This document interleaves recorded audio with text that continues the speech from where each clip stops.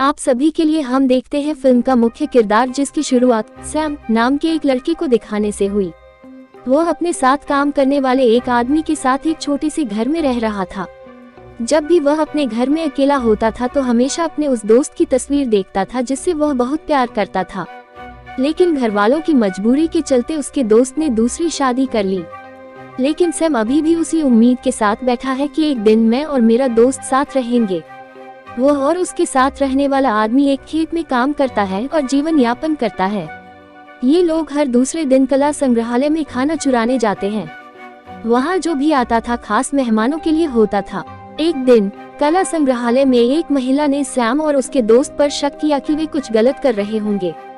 महिला उनसे उनका नाम पूछती है और तभी कला संग्रहालय का मैनेजर यहाँ आ जाता है। वह खुद सैम से पूछती है, मैंने तुम्हें पहचाना नहीं, क्या तुम मुझे अपना नाम बता सकते हो? जब वह सूची की जांच करती है तो उसे पता चलता है कि उसका नाम सूची में नहीं है, लेकिन वह एक बिन बुलाए मेहमान के रूप में आई है।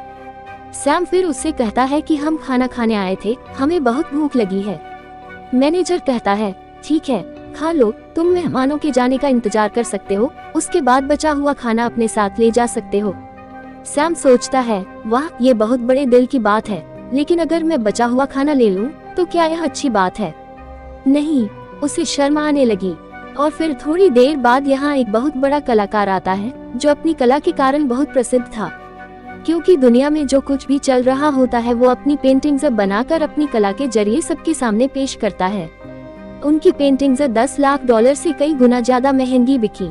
यहाँ कलाकार को सैम के बारे में भी पता चलता है और यह भी पता चलता है कि वह बहुत गरीब आदमी है और बिना पासपोर्ट के सीरिया से यहाँ रह रहा है। इससे कलाकार सैम में रुचि लेने लगा। शाम को वह उसे एक बार में ले जाता है और उससे कहता है कि मैं तुम जैसे लोगों पर एक पेंटिंग बनाना चाहता हूँ। यानी जो लोग अपने देश से दूसरे देशों में जाते हैं और वहाँ उन्हें कितनी ही मुश्किलों का सामना करना पड़ता है। मैं उनके जरिए दुनिया को दिखाना चाहता हूँ कि आप जैसे लोगों के लिए पासपोर्ट बनवाना कितना मुश्किल होता है। अब सैम उसे यहाँ अपनी इच्छा बताता है कि मैं बेल्जियम जाना चाहता हूँ क्योंकि मेरी सहेली अपने पति के साथ वहाँ रहने चली गई है। कलाकार ने कहा, और तुम्हारी बेबसी मुझे मेरे लक्ष्य में सफल कर देगी। सैम हैरान होकर बोला, सर, आप मुझसे क्या चाहते हैं?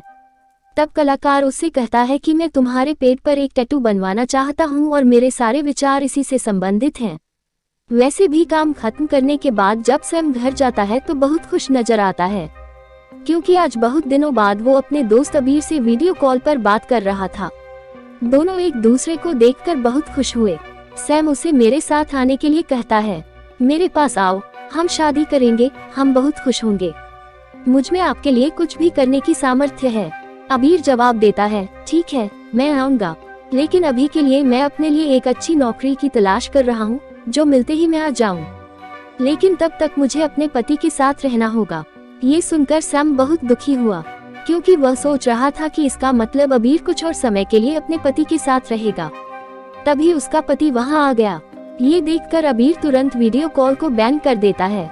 इस बात से सैम को इतना बुरा लगा कि उन्होंने बेल्जियम जाने का अंतिम निर्णय ले लिया, क्योंकि वह अब ये सब बर्दाश्त नहीं कर सकता था।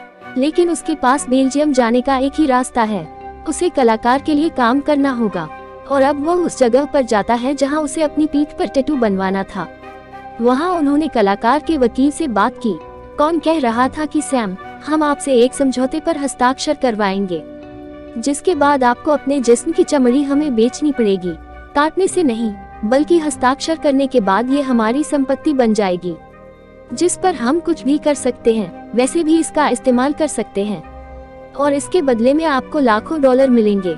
अब ये सुनकर सैम बिना सोचे समझे समझौते पर हस्ताक्षर कर देता है, लेकिन उन्हें इस बात का अंदाजा नहीं था कि उनकी यह एक निशानी उनकी पूरी जिंदगी बदलने वाली है। इसके बाद कलाकार ने अपना काम शुरू किया। वह सैम के पेट पर एक टैटू बनवाता है जो वीजा का था, एक ऐसा वीसा जिसके सहारे वह कुछ देशों में आसानी से जा सकता है, क्योंकि वह दिखाना चाहते थे कि वीजा मिलना कितना मुश्किल होता है। इसलिए लाचार लोगों को छिपना पड़ रहा है, जिसे ये टैटू साफ दिखा रहा था। टैटू बनवाने के बाद कलाकार सैम से कहता है कि मैंने तुम्हारी पीठ पर एक जीवन टैटू बनवाया है जो सारी हदें पार कर देगी, मुझे बहुत अच्छी उम्मीदें हैं। वो फिर सैम को पासपोर्ट और वीजा देता है ताकि वह किसी भी देश में जाकर सबको अपना टैटू दिखा सके। सैम खुद इस बात से बहुत खुश थे। फिर अगले दिन सैम और कला संग्रहालय के मैनेजर विमान में बैठे थे, क्योंकि वह बेल्जियम जा रहा था। यही सोचकर वह इतना खुश होता है कि भगवान का शुक्र है कि मुझे अबीर से मिलने का मौका मिला। वह बेल्जियम के होटल में आता है और अबीर को कई बार फोन करता है। कई बार कॉल करने के बाद वह उनका वीडियो कॉल उठाता है। सैम साफ देख पा रहा था कि अबीर का मूड बहुत खराब है। वह कहता है, अबीर, मैं तुमसे मिलना चाहता हूँ, मैं भी बेल्जियम में हूँ। लेकिन उनकी बात अधूरी रही, क्योंकि कॉल के बीच में अबीर का पति आ जाता है और वह सैम से कहता है, सैम, तुम बेल्जियम आ गए हो तो आप ही हमारे मेहमान हैं, हमारे घर खाना खाने आना, हम आपका बहुत अच्छे से स्वागत करेंगे। खैर, इसके बाद सैम के टैटू की तस्वीरें बनती हैं। वह इस फोटोशूट से खुश नहीं थे। उन्हें इस तरह की शर्ट पहनकर बैठना पसंद नहीं था। स्थिति को ठीक करने के लिए वह लोगों से बात भी करते हैं, लेकिन इसका कोई फायदा नहीं हुआ। शूट के बाद मैनेजर उन्हें फोन करता है और कहता है, अपनी माँ को बुलाओ, वह आपके बारे में बहुत चिंतित होगी। वैसे भी अब सैम की पीठ पर बने टैटू ने पूरी दुनिया को हिलाकर रख दिया है। हर जगह उनकी और उनके टैटू की बातें चल रही थी। जब वह खुद बाहर आते हैं तो हर बोर्ड पर अपने टैटू की तस्वीरें मंगवाते हैं। अब वह मशहूर हो गए थे, लेकिन शूटिंग के दौरान उन्हें काफी मुश्किलों का सामना करना पड़ा, क्योंकि वह बार बार तैयारी करके घंटों बैठाए रखता था, क्योंकि लाखों लोग उन्हें देखने आते थे। और इस दौरान वो अपने किसी भी फैन से बात भी करते हैं, थोड़ा हिलते भी हैं तो उन्हें डांट पड़ती है। वह बेचारा सोचने लगा और चिंतित होने लगा, पर यह क्या मेरी कोई अहमियत नहीं है? मेरे पास अभी एक टैटू है, मेरा अपना कोई अस्तित्व नहीं है, मेरा इस पर कोई अधिकार नहीं है। और इसके बाद वह अपने बिस्तर पर आ गया और अपनी पुरानी जिंदगी को याद करने लगा। 1 साल पहले जब सीरिया में युद्ध हुआ था तब हालात बेहद खराब थे, लेकिन युद्ध के इस माहौल में भी सैम अपने दोस्त अबीर की वजह से बेहद खुश थे। एक दिन वे बस में मिले। अबीर उससे कहता है कि मैं एक आदमी से मिलने जा रहा हूँ, क्योंकि मैं उससे शादी करूँगा। ये सुनकर सैम उदास हो गया। अबीर कहता है, देखो, मैं अपनी मर्जी से नहीं जा रहा, दरअसल मेरी माँ की वजह से मुझे उनके साथ जाना पड़ रहा है और मुझे शादी करनी है। मैं पागलों की तरह आपको प्यार करता हूँ, मैं तुमसे शादी करना चाहता हूँ, बस असहाय। सैम अब अपना मूड ठीक करने के लिए अबीर के सामने घुटनों के बल बैठकर मजाक करता है। जब वह उठा और वहाँ से जाने लगा तो उसने खुशी से कहा, मेरे अबीर, मैं तुमसे बहुत प्यार करता हूँ, क्या आप करेंगे मुझसे शादी? फिर वह मजाकिया अंदाज में सभी यात्रियों से पूछने लगा कि क्या यहाँ कोई पुजारी है या कोई आदमी है जो अभी हमारी शादी करा सकता है। ये देख एक शख्स हंसते हुए गाना गाने लगता है। उनके सहित सभी लोग नाचने लगते हैं। अगले दिन जब सैम अपने घर पर था, 2 पुलिस अधिकारी आए जो उसे गिरफ्तार कर थाने ले आए। दरअसल पुलिस अधिकारियों को लगा कि सैम एक जासूस, आतंकवादी है, क्योंकि उन्होंने बस में आजादी जैसे शब्द कहे थे, जो इस युद्ध के माहौल में अजीब लग रहा था। एक अधिकारी उसके पास आता है और पूछता है, तुम ही बताओ, तुम कौन हो? आप कहां से आए हैं? आप क्या करना चाहते हैं? लेकिन थोड़ी देर बाद जब दूसरे पुलिस अधिकारी इधर उधर आए तो वह सैम से कहती है, देखो बेटा, मैं तुम्हारे पापा की दोस्त हूँ, इसलिए मैं तुम्हें जानती हूँ। तुम फौरन यहाँ से भाग जाओ, क्योंकि मैं जानता हूँ कि तुम निर्दोष हो, परंतु यदि गलती से तुम पर लगाया गया आरोप सही निकला तो तुम्हें फांसी दी जाएगी। सैम वही करता है। जब उसके साथ कोई अधिकारी नहीं होता तो वह खिड़की से भाग जाता है और अबीर से मिलने के लिए सीधे उसके घर आ गया। वही आदमी अबीर को शादी के लिए देखने आया है। सैम को देखते ही वह तुरंत उसके पास आ जाती है। सैम उससे कह रहा था कि मैं यहाँ ज्यादा दिन नहीं रह सकता, मेरी जान को खतरा है, मेरे पास जीवित रहने का एक ही तरीका है, एक ही रास्ता है कि मैं इस देश सीरिया को छोड़कर कहीं और चला जाऊं, क्योंकि सरकार ने मुझ पर आरोप लगाया है और मुझे आतंकवादी साबित किया है। अब सैम की मदद के लिए अबीर उस आदमी को बुलाता है जो उससे मिलने आया है। वर्तमान में उनका पति कौन है, क्योंकि वह सीरिया एजेंसी के लिए काम करता है। वह उसे बताती है कि सैम मेरे साथ पढ़ता था, वह मेरे बहुत अच्छे दोस्त हैं, मुझे उस पर विश्वास है, इसलिए कृपया उसकी मदद करें। लेकिन वह आदमी कहता है कि मैं नहीं जानता कि वह निर्दोष है या नहीं, उसने कोई अपराध नहीं किया है, क्षमा करें, मैं आपकी मदद नहीं कर सकता। मना सुनने के बाद सैम के पास और कोई चारा नहीं था। वह अबीर को अलविदा कहता है और वहाँ से चला जाता है। अब सैम की बहन नजर आई। जो अपनी कार में बैठकर दूसरे देश जा रही थी। सीमा पर सिपाही गाड़ी रोक देता है और उसकी छानबीन करने लगता है। क्या ये गैरकानूनी काम है या ये किसी निर्दोष व्यक्ति को अपने साथ ले जा रहा है? सिपाहियों को कुछ खास न मिला तो उन्होंने सैम की बहन को जाने दिया। काफी दूर जाने के बाद सैम कार की सीट से बाहर आता है, क्योंकि वह हमेशा वहीं छिपा रहता था और उसकी बहन उसे सीरिया छोड़ने में मदद कर रही थी। यहाँ उनकी जान को कोई खतरा नहीं था, लेकिन बिना पासपोर्ट के वह एक नए देश में आ गया था, जो कि काफी अलग था। यह इतना आसान नहीं था। फिर कहानी वर्तमान समय में वापस आती है। सैम अपने होटल के कमरे में आराम कर रहा था जब एक आदमी उसके दरवाजे पर आया, जो सीरियाई सरकार द्वारा भेजा गया एक अधिकारी था। वो सैम से कहते हैं, हमने महसूस किया है कि यहाँ आपका जीवन कितना कठिन है। कलाकार ने आपके साथ बहुत गलत किया है और अब हम उसे पकड़ना चाहते हैं, जिसके लिए हमें आपकी गवाही की जरूरत है।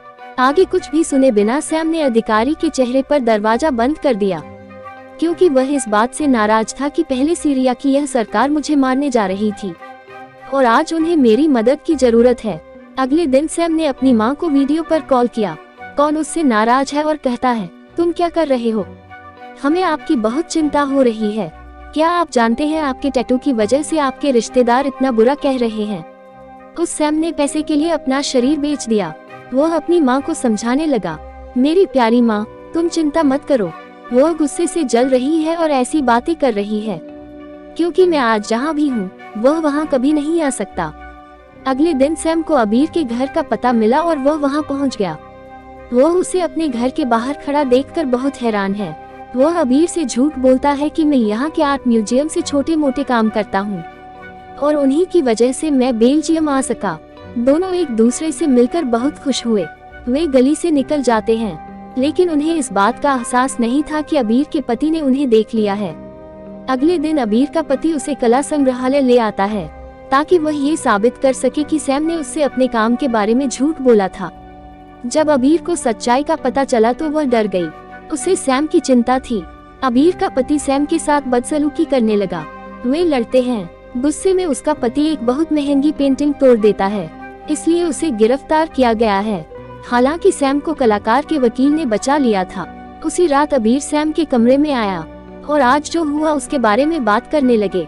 तभी अबीर को उसके पति का फोन आता है, क्योंकि उसने जबरन अबीर को सैम के पास भेजा था ताकि वह सैम से बात कर सके और पति को पुलिस के हवाले छोड़ सके। जैसे ही सैम को पता चलता है, वह अबीर से कहता है कि कानून मेरे हाथ में नहीं है, इसलिए मैं इसमें कुछ नहीं कर सकता। अब उसमें इतनी इंसानियत आ गई थी कि अबीर के पति की मदद करना चाहती थी।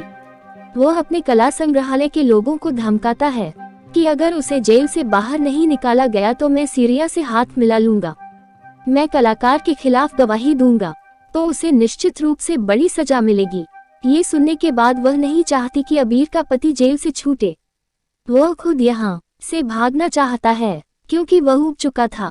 वह कलाकार द्वारा बनाई गई कोई चीज नहीं बनना चाहता था, तो वह ये बहाना बनाता है कि मेरी माँ बहुत बीमार है, मुझे जाकर उससे पूछना है। लेकिन मैनेजर समझता है कि नहीं, ऐसा कुछ नहीं है, वह सिर्फ झूठा बहाना बना रहे हैं। इसी से उनका जीवन चल रहा था। बेचारे को घंटों लोगों के सामने कुछ इस तरह बिठाया जाता था। एक दिन कलाकार देखता है कि सैम की पीठ पर अनाज बन रहा है। वह घबरा गया। गुस्से में वह सैम से कहता है, आप क्या कर रहे हैं?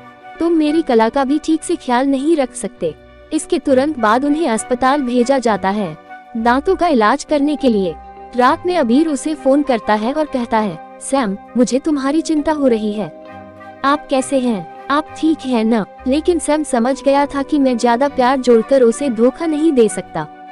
मैं कुछ नहीं कर पाऊंगा, हम कभी एक नहीं होंगे। फिर वो उससे झूठ बोलता है। वो अबीर, बात यह है कि अब मुझे मैनेजर से प्यार हो गया है, आप अपने जीवन में खुश रहें, मुझे भूल जाओ, कहकर फोन काट देता है। वह रात में उदास था, इसलिए वह अपने परिवार को वीडियो कॉल करता है, जहां सब बहुत खुश थे कि सैम ने हमें पैसे भेजे हैं, जिससे उन्होंने अच्छा खाना और जरूरत की सभी चीजें खरीदी। लेकिन थोड़ी देर बाद सैम का ध्यान अपनी माँ की टांगों पर जाता है, जिसे काट दिया गया। परेशान होकर वह इसके बारे में पूछने लगा। उसकी माँ ने कहा, बेटा चिंता मत करो, मैं ठीक हूँ, बस दीवार मेरे ऊपर गिर गई। इसलिए मुझे अपने दोनों पैर गंवाने पड़े। फोन बंद कर सैम बहुत चिंतित था। वो बहुत रोया भी। वो सोच रहा था, मैं अपने जीवन में क्या कर रहा हूँ? नहीं, मैं अपने परिवार का ध्यान रख रहा हूँ। नहीं, मैं अपने लिए कुछ कर रहा हूँ। बस किसी की कला होना, कला के एक टुकड़े की तरह मैं लोगों को खुश करता हूँ। अगले दिन गरीब आदमी को पता चलता है कि एक अमीर आदमी ने मुझे $10 मिलियन में खरीद लिया है। रिपोर्टर उससे पूछता है, आखिर आप अपनी बनाई हुई कला को किसी इंसान पर कैसे बेच सकते हैं? क्या ऐसा संभव है? जिस पर मैनेजर जवाब देने आया, कहते हैं, हमने भी अपनी कला में कानून का इस्तेमाल किया है, तो हम किसी भी व्यक्ति को बेच सकते हैं, खरीद भी सकते हैं। इसके लिए हमने काफी काम किया है। इसके बाद हमें 9 महीने बाद की कहानी दिखाई गई है। सैम की नीलामी चल रही थी। इसे खरीदने के लिए लोग आपस में भिड़ रहे थे और इसके लिए बोली लगा रहे थे। लेकिन अचानक सैम को कुछ हो गया। वह आने वाले सभी लोगों को कोसने लगता है। जैसे ही वह अपने कान से ईयरफोन निकालते हैं, जैसे ही वह सबको दिखाता है, सभी वहां से भागने लगते हैं। हंगामा हो गया क्योंकि सभी को लग रहा था कि ये कोई बम है। ऐसा करने से वह खूब हंसने लगते हैं। लेकिन अंत में बेचारा खुद जेल जाता है। स्थिति के कारण वह बहुत थक गया था कि जब वकील उससे बात करने आया, उसने मना किया कि मैं बाहर नहीं आ रहा हूँ, मुझे यही रहने दो। लेकिन जब वह देखता है कि अबीर भी आ गया है, तो वह बाहर आता है। अबीर उसे वकील की सारी बातें समझाता है और बताती है कि मैंने अपने पति को छोड़ दिया है और अब मैं हमेशा तुम्हारे साथ रहना चाहता हूँ। वो उसके साथ काफी समय बिताते हैं। वो सोच रहा था कि आगे क्या करना है। इसके बाद सभी कोर्ट पहुँचे। सैम का वकील उसके लिए जमानत मांगने लगता है। हालांकि सैम खुद इससे खुश नहीं है, लेकिन अब जज क्या बताते हैं, जिसे सुनकर हर कोई हैरान है। वह सैम से कहता है कि अब तुम्हारा वीजा खत्म हो गया है और आपको सीरिया वापस भेज दिया जाएगा। इस बारे में कोई कुछ नहीं कर सकता क्योंकि यह हमारा कानून है और कानून को कोई नहीं बदल सकता। जब वह बाहर आता है, रिपोर्टर सैम को चारों तरफ से घेर लेते हैं और पूछते हैं, क्या आप डरते नहीं हैं? क्या आप डरते नहीं हैं? क्योंकि अभी आपकी कीमत लाखों डॉलर में है। लेकिन सैम सिर्फ एक ही जवाब देता है कि मेरे पास इन सवालों का कोई जवाब नहीं है। मुझे बस इस बात की खुशी है कि अब मैं घर वापस जा सकूंगा। अब कुछ हफ्तों के बाद मैनेजर अपने लैपटॉप पर एक वीडियो देख रहा था। सैम सीरिया पहुंचा, लेकिन वहां मौजूद आतंकी ने उसकी हत्या कर दी और अपना टैटू हटवा दिया और उसे ब्लैक मार्केट में बेच दिया, जो किसी तरह दोबारा मिल गया और वापस बेल्जियम ले आया, क्योंकि कोई और नहीं लेकिन कलाकार ने इसे फिर से खरीद लिया। कलाकार तब सैम के टैटू का टुकड़ा डालता है उनके संग्रहालय की दीवार पर। मरने के बाद भी बेचारे सैम को शोपीस की तरह दीवार पर छोड़ दिया गया। लेकिन यहाँ कहानी कुछ और ही मोड़ लेती है। दरअसल सैम मरा नहीं था, वह अभी भी जीवित था और अपने गांव में अबीर के साथ खुशी खुशी रह रहा था।